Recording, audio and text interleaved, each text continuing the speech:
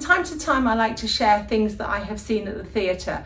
I really do enjoy live performance, and going to see a play is always great fun for me, particularly this one, as it's Shadowlands, which is based upon a book, and there's also been a film, Shadowlands, which you might know, and this one stars Hugh Bonneville, who you will probably know from the Downton Abbey TV series, and maybe also from the Paddington Bear films, although he's been in many other things as well, stretching back in a long and quite illustrious career. So anyway, I'm going to talk a little bit about Shadowlands and about the experience of seeing it, and also comparing it to my memory of the film and my memory of some of his books, not all of them. Anyway, here goes. So Hugh Bonneville plays the part of C.S. Lewis. C.S. Lewis, known as Clive Stapleton Lewis, who was an author, went under the name of C.S. Lewis, but was also a professor at Cambridge University and also an academic at Oxford University.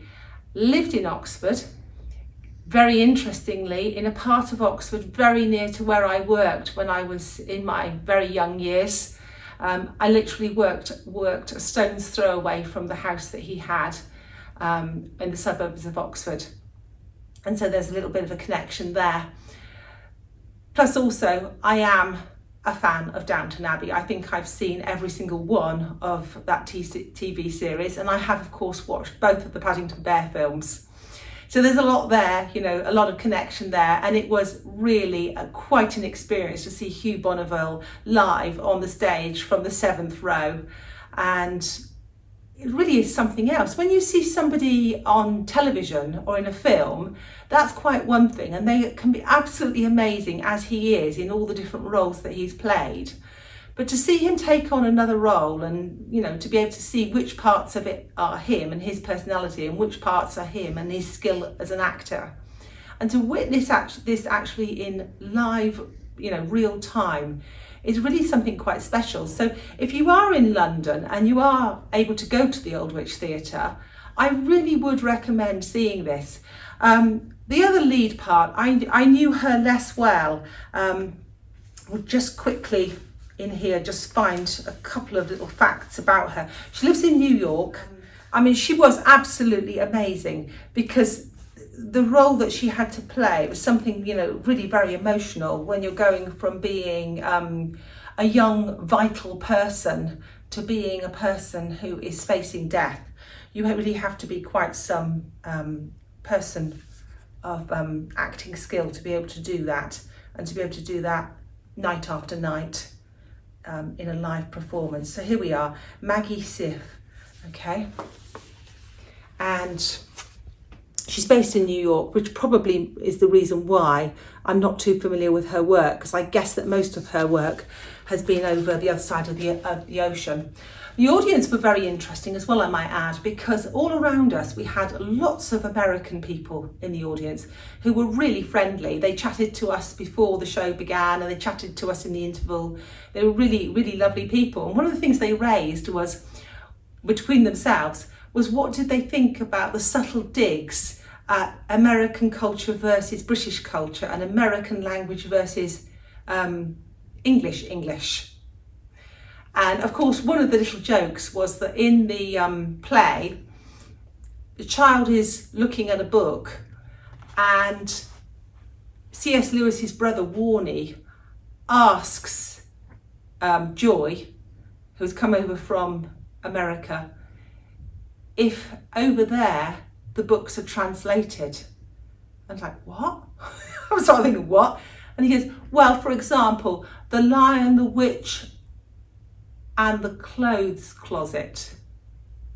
Of course, we know not. We know that the books are just the title that they are, and that the words inside them are just the words that are inside them, and people just have to, you know, just have to deal with that. Same as I do if I read books that have come from other countries but are written in the type of English that they use in that country.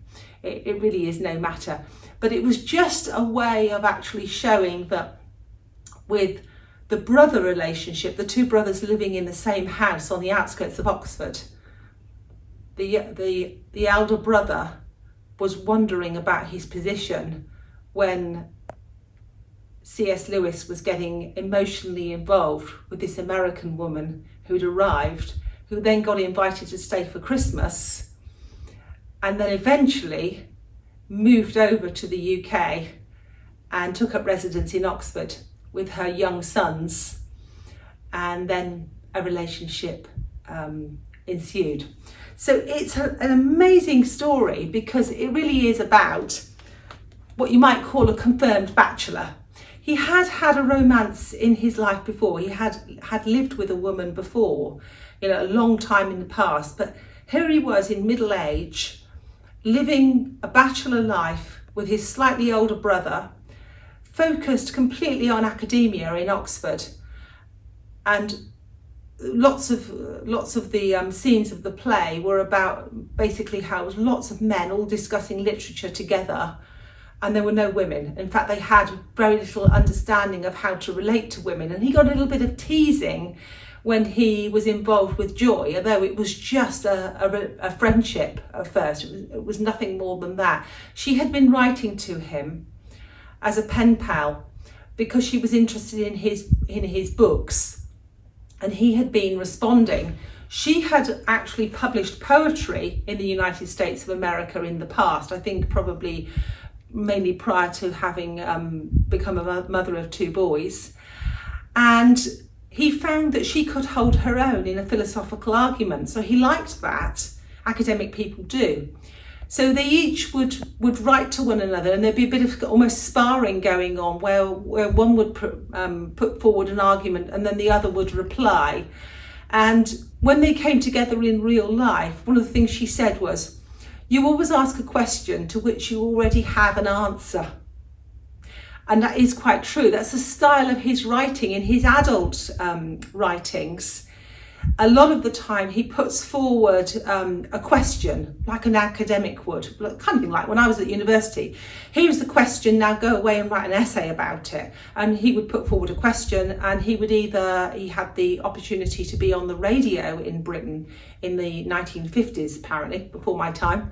And he would put forward his arguments and explore them on the radio. But he also published books where he did writing in a similar kind of style. One of the ones which I have read is the Screw Tape Letters, which is a particularly interesting one, where it's a correspondence between somebody and somebody who is purporting to be demonic. And it really is very interesting, the toing and froing between them. And it's a whole book which is a dialogue between two characters in which he explores something philosophical, moral and spiritual. And that's just typical of his sort of writing.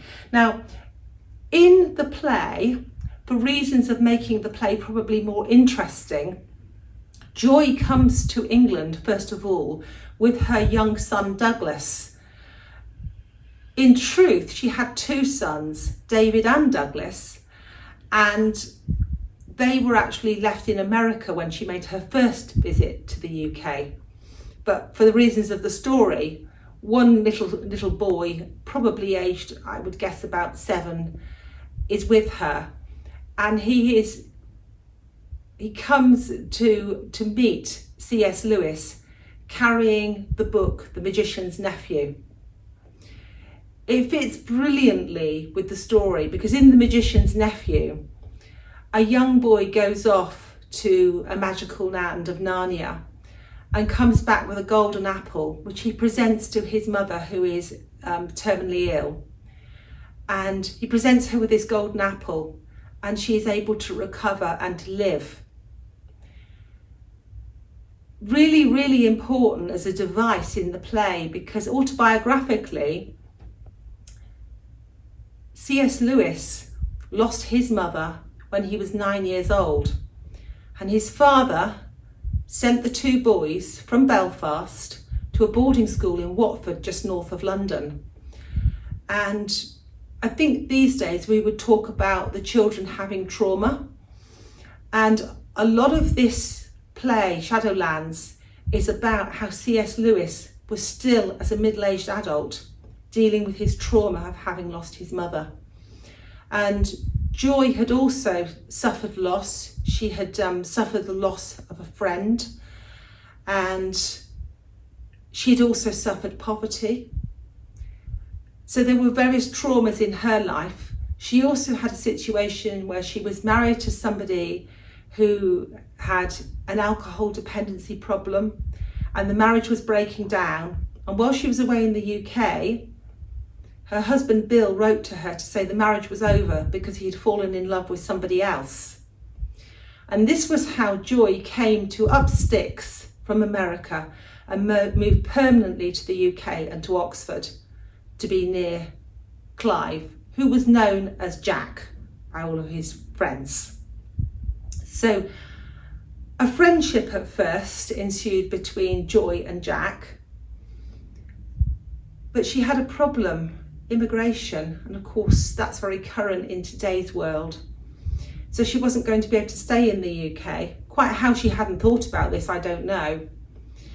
But very kindly, he offered a civil marriage. So they show a scene where he turns up late to the civil marriage, and it's literally over within minutes. He hasn't even got time to go for a drink. He needs to return to his academic papers. So off Joy goes with Warnie, Jack's brother, to have a drink and sort of mull over the having achieved the immigration status that she needed through a civil marriage. But as some of you will know, C.S. Lewis is also famous for his Christian writing, and he has certain beliefs about marriage. And of course, this was causing problems later on in their friendship. So they had the civil marriage in the April. Later on that year, she was collapsing, and it turned out she had bone cancer. And if you've seen the film Shadowlands, they explore that in some great depth, not so much in the play. So if that is a sensitive area for you, I think you can go and see the play and you won't really see anything, hugely traumatic. I mean, there are scenes with her, after the interval where she's in a hospital bed, but nothing too dramatic, I don't think. And he decides that this civil marriage isn't enough, that he actually loves her and he wants to be married to her. Only there's a problem, because at that time in history, the Church of England would not countenance second marriages. Yeah, it's interesting, isn't it, in history, how that affected people. He spoke to a friend who was a clergyman. A friend said, I won't be able to do that because the bishop will not allow it. Anyway, eventually, there is some persuasion that this can happen. And Joy then asks Jack, how in your mind did you work out that you could accept marriage to somebody who was a divorcee? And he gives this argument, and this is a good illustration of the way his mind works. He said, I figured, he said, that your husband had been married before he married you. Therefore, he was still married spiritually to that person. So he was not free to marry you. So that means that your marriage was not valid. Therefore, you were never married. He'd never been married himself. So that meant Jack and Joy were free to marry. And that was the logical argument that he put forward.